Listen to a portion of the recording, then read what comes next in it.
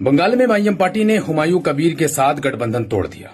जी हां, ये बात सबको मालूम हो चुकी है और चुनाव से पहले गठबंधन तोड़ा है। लेकिन सबसे बड़ा सवाल यह है कि जो लोग बंगाल के बाहर रहने वाले हैं वो लोग सवाल उठाते हैं और कहते हैं कि बीजेपी को हराने के लिए टीएमसी जो है वो काफी है। तो सबसे बड़ा सवाल यह है कि अगर टीएमसी काफी है तो पिछली बार 2021 में जब कांग्रेस वहां से चुनाव लड़ी थी तो एक भी सीट नहीं निकाल पाई। उसके बावजूद 254 सीटों पे कांग्रेस को लड़ने की क्या जरूरत है? 254 पे कांग्रेस पार्टी को वहां से चुनाव लड़ने की क्या जरूरत है, जबकि टीएमसी बीजेपी के लिए काफी है, बीजेपी को हराने के लिए काफी है, तुम लोग खुद कहते हो।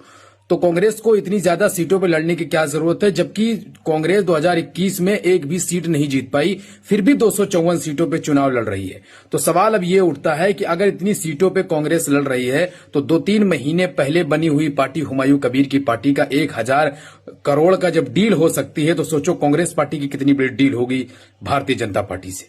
ये भी सवाल है ना, सवाल है ये भी कि आखिर ऐसा क्यों है कि जब सक्षम है टीएमसी वहां पर भारतीय जनता पार्टी को हराने के लिए और उसके ऊपर से प्लस में कांग्रेस पार्टी 2021 चुनाव में एक भी सीट नहीं जीत पाई, उसके बावजूद 254 सीटों पे कांग्रेस फिर दोबारा चुनाव क्यों लड़ रही है? कहीं कोई प्लान तो नहीं है? ये भी सोचने की बात है। बंगाल में एमआईएम पार्टी ने हुमायूं कबीर के साथ गठबंधन तोड़ दिया। जी हां, ये बात सबको मालूम हो चुकी है और चुनाव से पहले गठबंधन तोड़ा है। लेकिन सबसे बड़ा सवाल यह है कि जो लोग बंगाल के बाहर रहने वाले हैं वो लोग सवाल उठाते हैं और कहते हैं कि बीजेपी को हराने के लिए टीएमसी जो है वो काफी है। तो सबसे बड़ा सवाल यह है कि अगर टीएमसी काफी है तो पिछली बार 2021 में जब कांग्रेस वहां से चुनाव लड़ी थी तो एक भी सीट नहीं निकाल पाई। उसके बावजूद 254 सीटों पे कांग्रेस को लड़ने की क्या जरूरत है?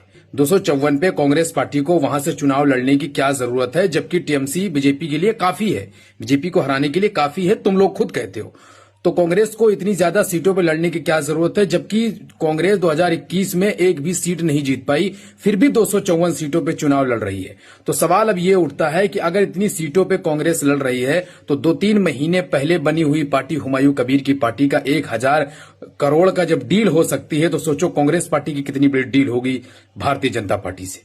ये भी सवाल है ना, सवाल है ये भी कि आखिर ऐसा क्यों है कि जब सक्षम है टीएमसी वहां पर भारतीय जनता पार्टी को हराने के लिए और उसके ऊपर से प्लस में कांग्रेस पार्टी 2021 चुनाव में एक भी सीट नहीं जीत पाई, उसके बावजूद 254 सीटों पे कांग्रेस फिर दोबारा चुनाव क्यों लड़ रही है? कहीं कोई प्लान तो नहीं है? ये भी सोचने की बात है।